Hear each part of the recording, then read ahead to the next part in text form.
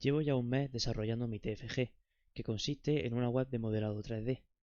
La idea del proyecto es poder hacer tus propios modelos para poder descargártelos y compartirlos. Además, también puedes añadir materiales, texturas y luces para hacer cualquier tipo de composición. Por ahora lo que llevo implementado es lo que estáis viendo en la pantalla.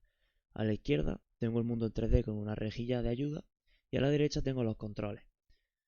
Tenemos botones para crear objetos, luces, texturas y materiales.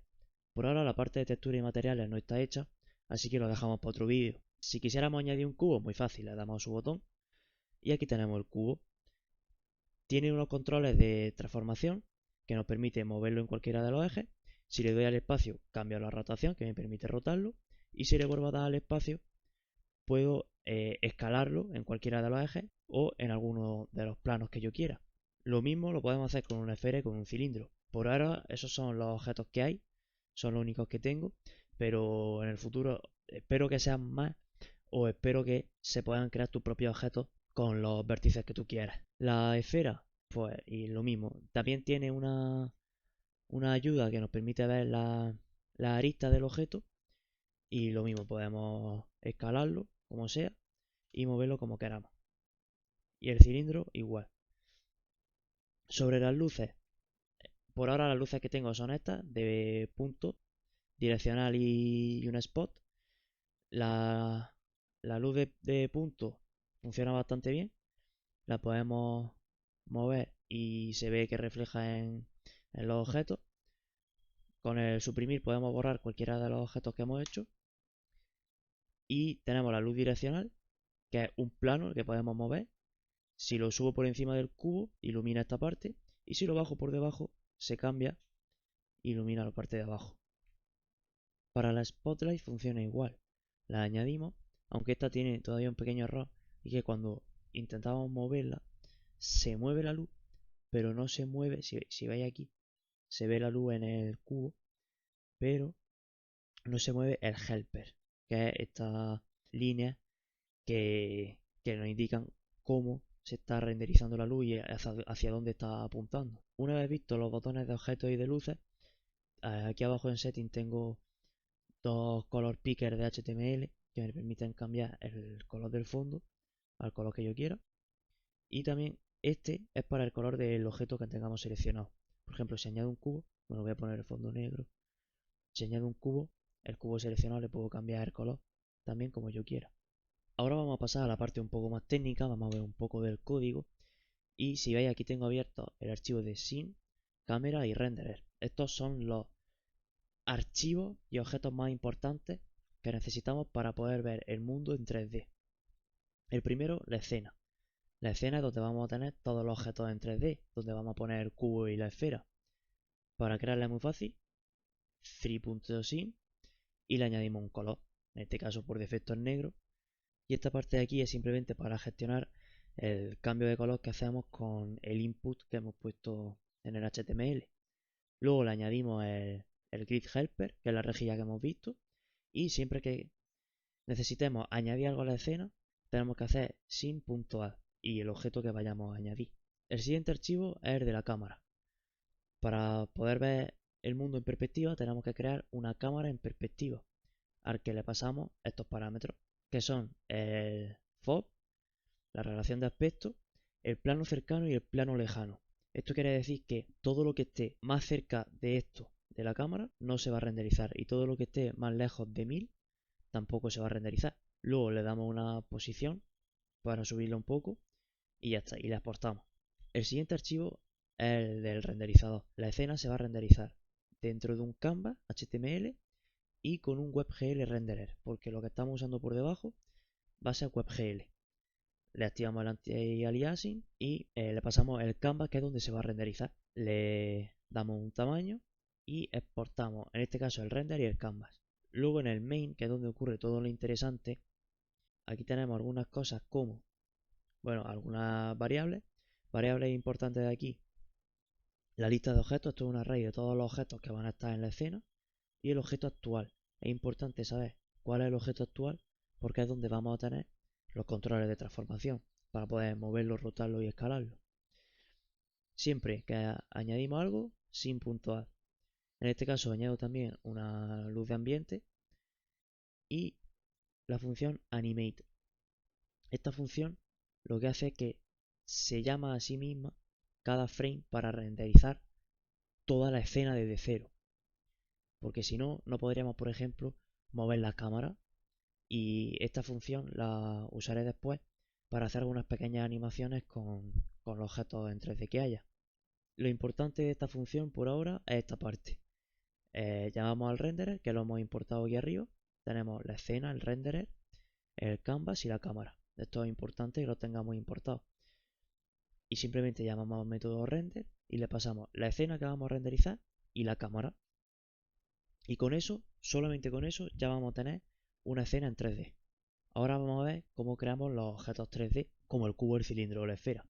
Lo que he hecho ha sido crear una clase genérica de objeto 3D que va a recibir en el constructor una geometría y un material. Con la geometría y el material se va a crear un mesh.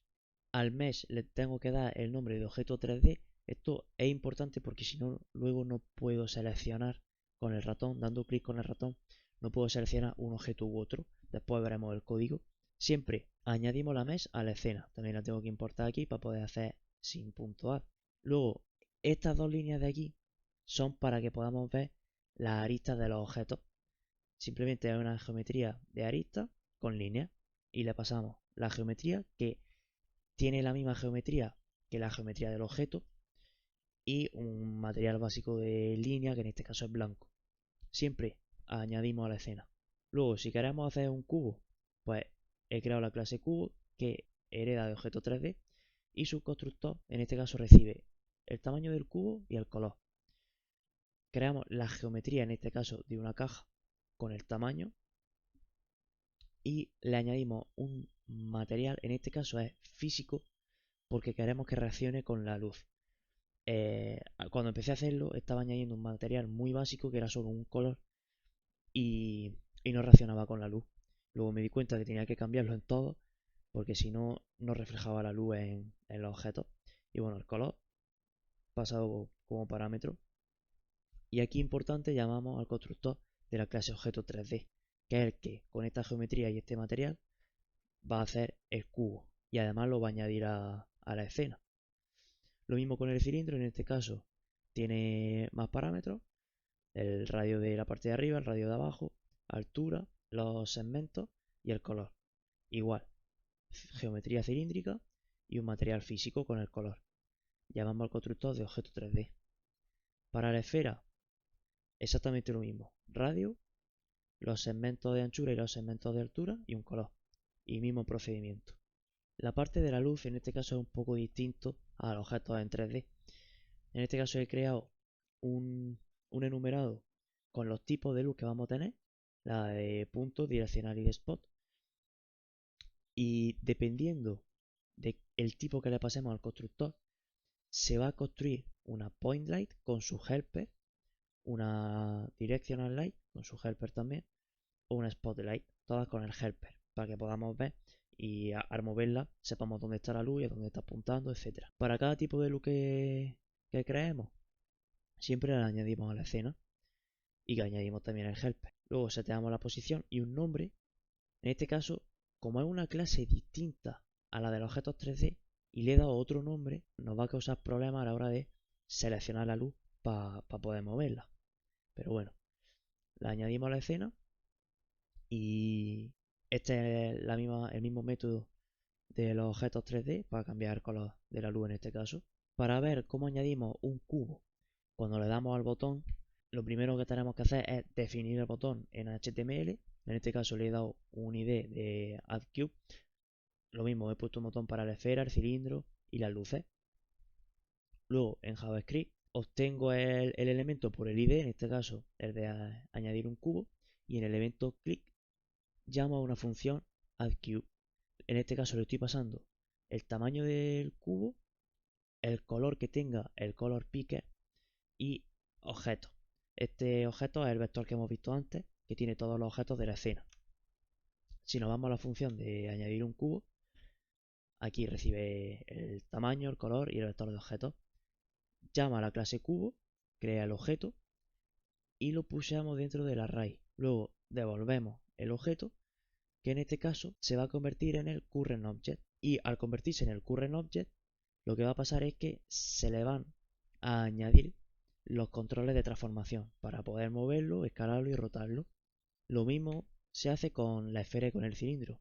En este caso es otra función que tiene otros parámetros, pero hace lo mismo. Crea una esfera, se pushea dentro del array, se devuelve y se convierte en el current object. Para poder seleccionar los objetos dentro de la escena y poder cambiar entre, por ejemplo, el cubo y moverlo, cambiar a mover la esfera, tenemos que hacerlo por raycasting, que es simplemente donde hago clic, lanzo un rayo. Si el rayo interseca con algún objeto, pues lo marco como objeto actual. Para eso, primero creamos el raycaster y vamos a necesitar también la posición del ratón. Luego, con el raycaster lanzamos un rayo desde la cámara. Tenemos la posición del ratón y la cámara. Y esto va a devolver, este método de intersectObject devuelve todos los objetos de la escena con los que el rayo interseca. En este caso, los recorremos. Si os fijáis, no lo estamos recorriendo desde cero hasta el final, lo estamos recorriendo en orden inverso.